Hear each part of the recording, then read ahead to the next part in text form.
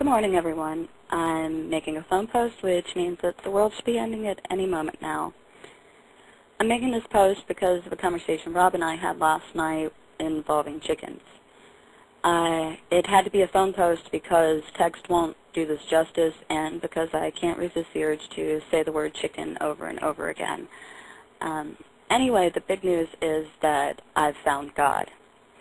God is an Asian man named Darwin who raises chickens. Rob told me about Darwin, and even though I know the guy's around our age, all I could picture was this old Confucius-looking guy calmly feeding his chickens every morning. I don't know why this struck me as evidence of divinity, but in my mind at least, it was so completely improbable that there could only be one explanation, that Darwin the Chicken God is a god in disguise. I was thinking of the book American Gods, like he might be an undercover god who, by day at least, lives this human life that is symbolically appropriate to his role as an immortal. So, of course, I had to question Rob further about this Darwin guy. Yes, he is named after the Darwin, which is just great in itself. He quit school because the chicken guy he was working for died, and he had the opportunity to take over this solid, established business, raising chickens. Yeah, right. It's really because he's a god. He wanted his own chicken farm, and so the old guy had to go. Rob said that the only part he didn't like about his business was that he had to slaughter half of the chickens, and the other half he sends to breeders and whatnot.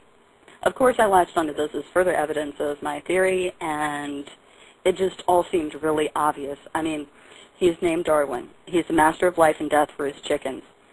He decides which ones are strong enough to carry on their genetics and which ones are only suitable as food. It's this perfect blend of theology and science that is just fucking beautiful.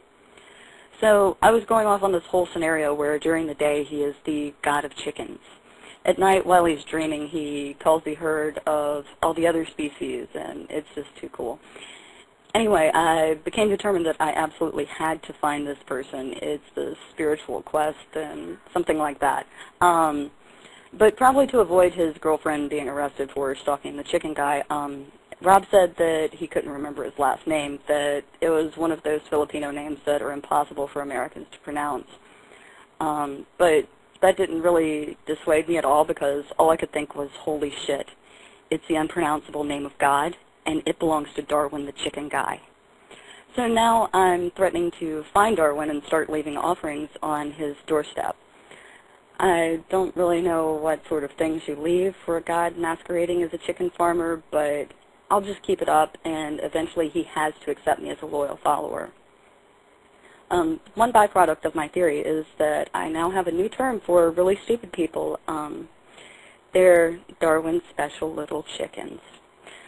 So I hope everyone is having an absolutely wonderful day, and if anyone makes fun of my voice, I will sacrifice them to the chicken god.